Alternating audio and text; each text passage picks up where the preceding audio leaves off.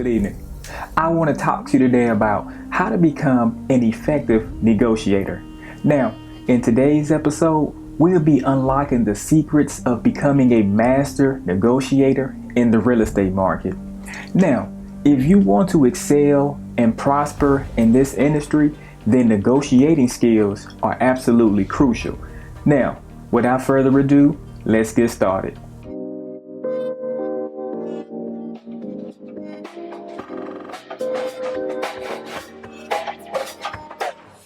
First and foremost, effective communication is key. By truly listening and showing empathy, you can build a strong trust and establish phenomenal connections which help pave the way for a successful real estate negotiation deal. Now, let me get started by telling you the very first one here, and this is going to be to prepare. Now, once you have prepared, that means that you have taken the time to thoroughly, when I say thoroughly, I mean thoroughly research and understand the other party's needs, interests, and maybe their potential objections. Now, knowing your own goals and your own boundaries will give you confidence and leverage during the negotiation process. Next up on the list, we have mastered the art of active listening. Now, show your negotiation process by practicing active listening. And when you practice active listening, that means that you are fully engaged in the conversation and you're asking clarifying questions and you are demonstrating empathy.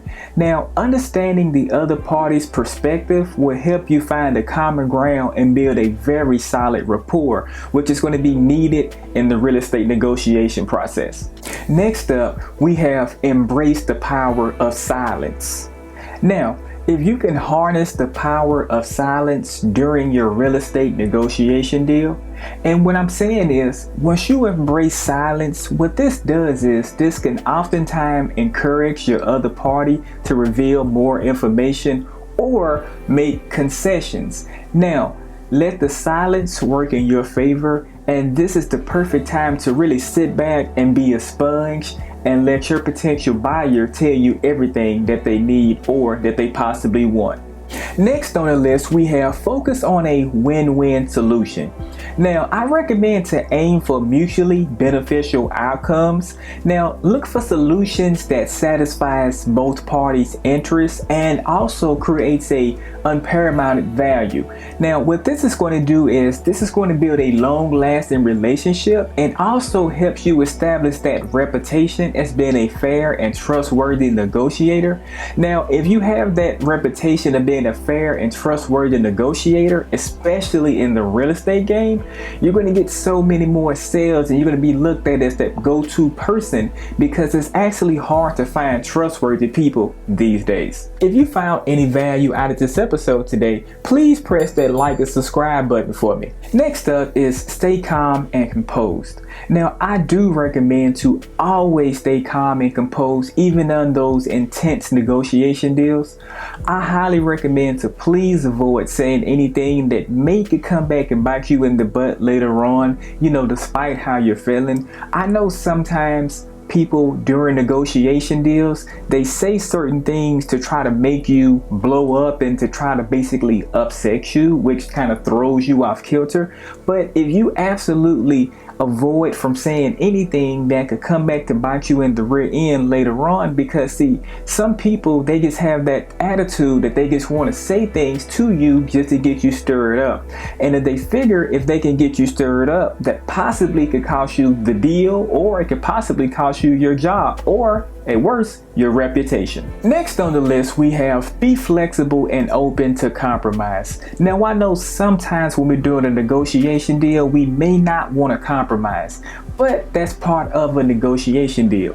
A negotiation deal involves a give and take, and you have to be willing to consider other alternative solutions and find compromises that address both parties' needs and wants. Now, if you can adapt a flexibility type of mindset, what this is going to do, this is going to enhance your negotiation skills to the next level, because a lot of times people don't actually know how to compromise. If somebody says, hey, I want 250 and the other person says, no, I want 290, kind of meet them in the middle. So there's nothing wrong with both people coming out as winners. You don't necessarily have to always come out as the winner.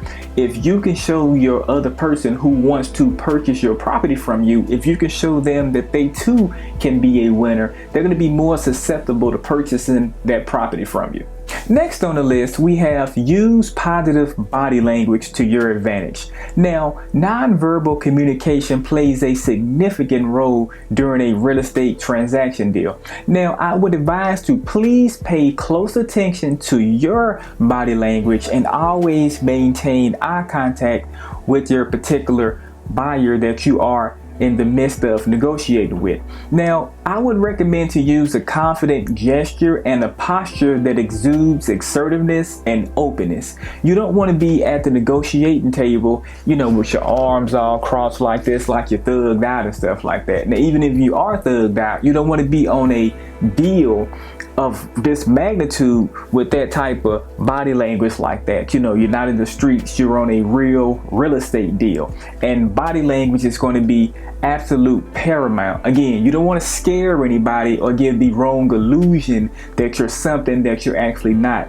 So please always use body language to your advantage. Next up, we have know when to walk away. Now, understand your bottom line and also be prepared to walk away if the terms don't actually align with your objectives. Now, demonstrating strength and knowing your value can sometimes lead to better opportunities.